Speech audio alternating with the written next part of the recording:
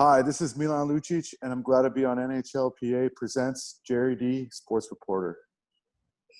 One take. Hi, I'm Brendan Gallagher, and I'm glad to be on Gerry Dee Presents. No.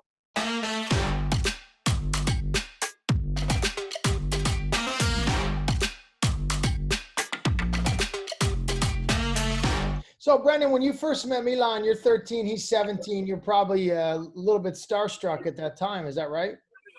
Well, I was, yeah, my dad used to let me hang around those guys. I mean, I had to stay there pretty much all day while they trained guys. So it was great to see. It was great to see those guys working hard. But I'm small now. I was tiny, really, really small back then. And I pretty much just hung around the Giants in between periods. I'd be filling up the water bottles and listening to, any sort of knowledge that you can pick up, or, you just kind of hang around, you see them in the gym, how they work. So I was pretty fortunate to be around those guys and kind of grow up in that atmosphere. And then eventually you get put with them, and, you're trying to compete with them and keep up with them. And, the biggest thing is don't get embarrassed, just try and keep up. And, otherwise you'll be sent back down pretty quickly. So playing in the Western Hockey League, one of the things it's known for are the bus rides. I mean, you've got some pretty grueling trips. Is that right? Oh yeah. Yeah. Spent a lot of time on the bus, and when I was in junior, it was still we actually had to go to the video store and rent movies. So and I was the movie guy that had to go to Rogers Video and pick out all the DVDs. And so, yeah, I spent a lot of time sitting in my seat and watching the movies on the bus. We had some pretty long bus rides. My 16-year-old season in the Western League, the very first trip, I think it was about 1, 2 in the morning. And I remember walking back to the back of the bus, and I woke every single veteran player up on my way back there to use the bathroom. Found out pretty quickly that was frowned upon. So I, the rest of the trip, all the veteran players would drop off big Gatorade bottles in my stall, said, use this, and you're not coming back there for the rest of the year. And I learned pretty quickly, learned the rules of the bus trip. There's some protocol that you go by when it's time to sleep. It's time to sleep. And guys are laying on the floor across the aisle, and you find ways to get comfy with each other. So assuming hockey's your best sport, what's your second best sport? Ping pong. Okay, you can't say that, because I know a lot of you played it. Eliminate ping pong. No, I'm the best on our team at ping pong, and I want Max Domi and Thomas Tatar I want that to be public. Other than that, I play a lot of golf. Milan? For me, they actually wanted me to come play for the U18 rugby team for Canada. Wow. Yeah, but I remember telling the guy that asked me to come play, I was just picked up by the Giants, Vancouver Giants. I'm like, I'm going to try this hockey thing out, and if it doesn't work, I'll come play rugby for you. How's your golf game? Not very good. 3 kids.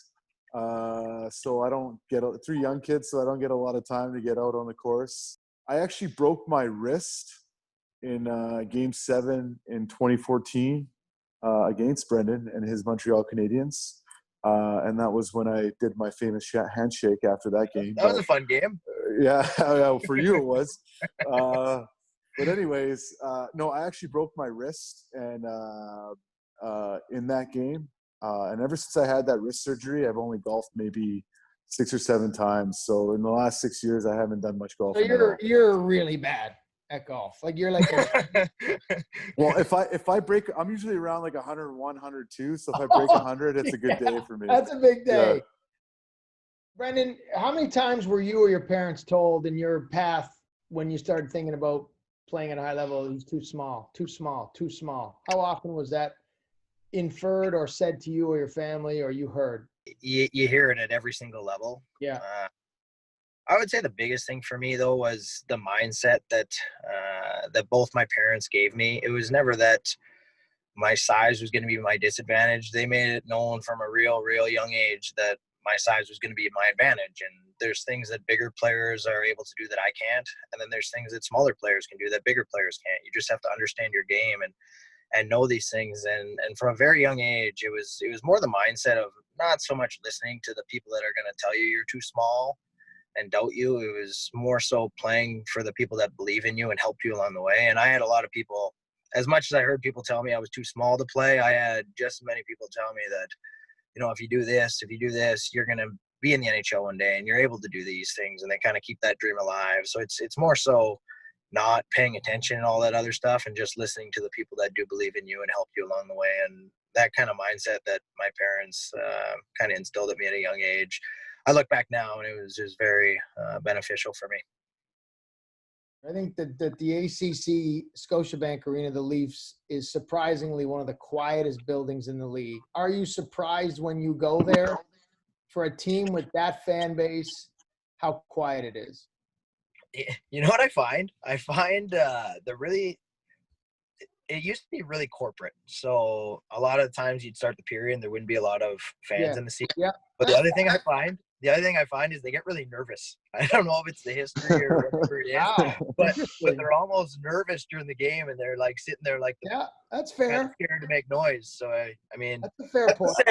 like Montreal, they're just just crazy at all times. I don't even know if they, what they're thinking, but they're just wild. Yeah. Milan? I got to say, the first time I played there, the time I met you, Gerry, was I was actually pretty surprised how quiet it was. I thought it was going to be the loudest of the loudest because it's Toronto. It was ACC at the time. I remember being 19 years old, and there's Matt Sundin on the other side. It's like, oh, cool. But anyways, say hi to him. You go say hi. No, I never said hi to him. But I got to say, I'll give them credit though. When we played them in the playoffs in 2013, it got pretty loud there, especially in Game 6 when they beat us 2-1 in that game. You could start hearing the real cheers of the fans. And I think if they won a series or two, it would probably be as loud as any other building. When Vegas had that run and made it to the Stanley Cup Finals, what were guys, you two in particular, what was being said around the league from your perspective as players? Because that shouldn't have really happened, right? They were kind of was it a bit of a like, what the hell's going on here? Or did you really know how good the guys they had were the whole time? Or was it just what was said amongst the players not playing on that team? I mean, I had Gerard Gallant as my first couple of years as an assistant coach in Montreal, and he was one of the coaches that really early on helped me a ton. So I knew how good of a coach he was. Obviously, I didn't think they'd get to the Stanley Cup final, but he put them in a really good spot to understand their identity, and basically he knew what the players were good at, and he put them in the perfect situation to do what they needed to do, and they really just bonded around the idea of kind of being outcasts and not wanted and all that. And they kind of got behind that. And once they got in the run, that building's hard to play in. That place is tough to go into, and they make some noise. So didn't expect it, but as the year went on, you weren't overly surprised because you saw them do it in the regular season as well. Right. Who was going to beat them?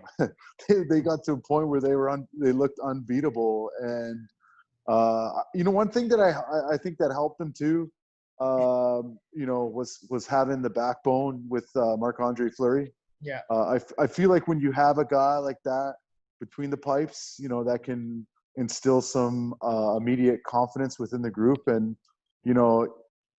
I don't know him too well personally, but, you see what he's like as far as, his personality in the media. He's this happy-go-lucky, loves the game, fun-loving guy. And sometimes, that type of confidence when it comes from a guy like that with that type of personality, it can go a long way. So I think that, having that helped them achieve what they achieved that year as well. Happy go lucky in Vegas. That's a good guys. Thanks for doing this.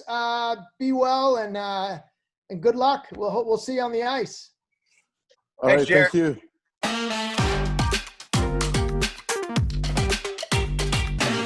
Take two. Hi, I'm Brendan Gallagher, and I'm glad to be on NHLPA Presents, Gerry Dee, sports reporter. Perfect.